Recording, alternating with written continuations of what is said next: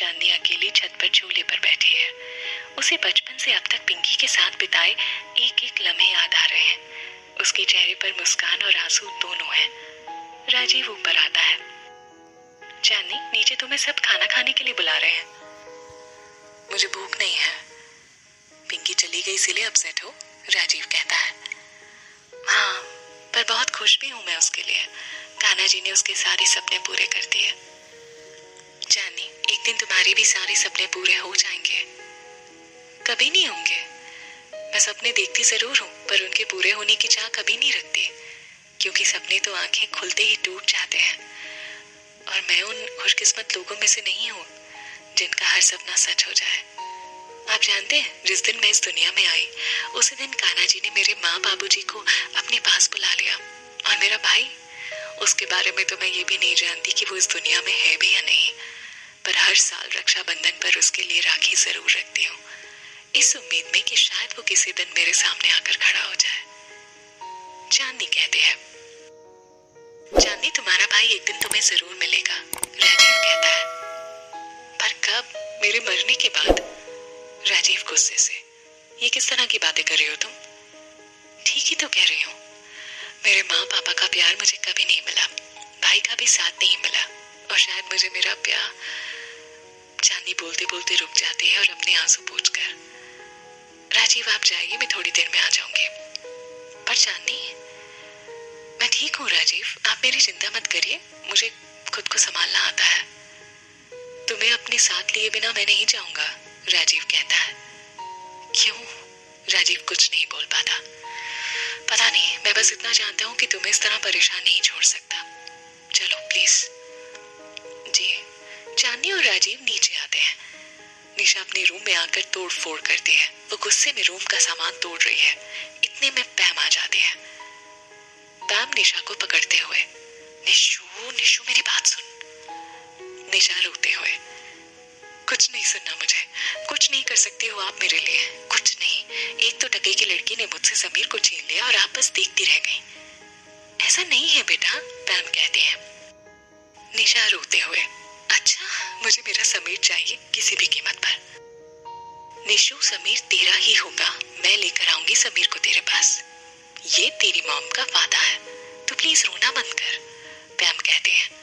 मुझे समीर चाहिए। हाँ बेटा। पैम निशा को गले लगाकर चुप करवाते हैं। तेरी मॉम के रहते तुझसे तेरी खुशी कोई नहीं छीन सकता। आप सच कह रही है मॉम? हाँ निशु, मैं तेरे लिए पानी लाती हूँ। पैम के जाते ही निशा गाड़ी की चाबी उठाकर जाने लगती है। निशु, कहाँ जा रही है बेटा, मेरी बात सुन। निशा गुस्से में चली जाती है। ये भगवान, ये लड़की कहीं कुछ उल्टा सीधा ना कर बैठे। समीर और पिंकी घर आते हैं। पूनम दरवाजे पर कलश रखते हैं। पिंकी, अपने दाहिने पैर से कलश गिराकर गृह प्रवेश करो, पूनम कहते हैं। जी। पिंकी कलश गिराती है। शोभा कुमकुम की थाल पिंकी के पैरों के पास रखती है। पिंकी उसमें पैर रखकर घर के अंदर आते हैं। समीर और पिंकी घर के मंदिर में पूजा करते हैं। पिंकी और समीर सबका आशीर्वाद लेते हैं। अब चलिए अंगूठी ढूंढने की रस्म करते हैं, शोभा कहते हैं। मुझे तो इस रस्म में बहुत मजा आता है, रौनक कहता है। मैं तो अपनी बहू की साइड लेने वाली हूँ, शारदा कहते हैं। और मैं अपनी दोस्त की, रौनक कहता है।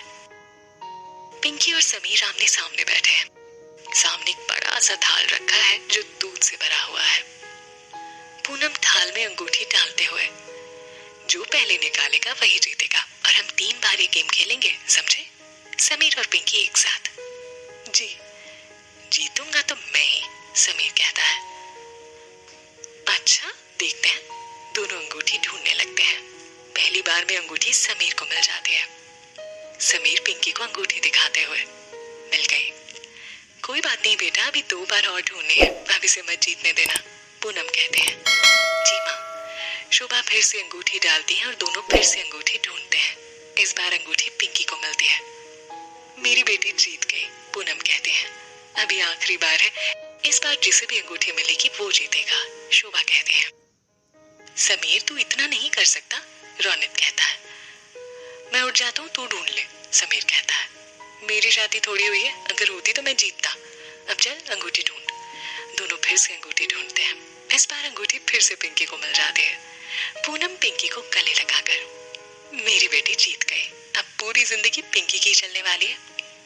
हरवा दिया हमें। This is not fair mom, आपको मेरी साइड भी तो लेनी चाहिए, समीर कहता है। मैं हूं ना मेरे बेटे की साइड। निशा तेज गाड़ी चलाती है और खुद का ही एक्सीडेंट कर लेती है। उसके सिर से खून बहने लगता है। वो अपना मोबाइल निकालकर समीर को कॉल करती है। पिंकी समीर का फोन उठाते हुए, हेलो निशा, समीर को फोन दो। क्या हुआ निशा? मुझे उसे बताना है कि मैं उससे कितना प्यार करती हूँ। मुझे छोड़कर तुमसे शादी की ना उसने। मैं समीर को तुम्हारा कभी नहीं होने दूंगी, समझी तुम? समीर सिर्फ मेरा है। निशा बोलते बोलते बेहोश हो जाती है। हेलो हेलो, निशा की गाड़ी के पास भीड़ जमा हो जाती है। एक आदमी निशा के हाथ से फोन लेकर, जिनका ये फोन है उनका एक्सीडेंट हो गया है। क्या? पिंकी कहती है। समीर आ जाता है। क्या हुआ पिंकी? वो निशा का एक्सीडेंट हो गया है। समीर हैरानी से। क्या? समीर पिंकी के हाथ से फोन छीन लेता है। हेलो निशा? आदमी, देखिए हम इन्हें सिटी हॉस्पिटल लेकर आ रहे हैं, प्लीज आप जल्दी आ जाइए।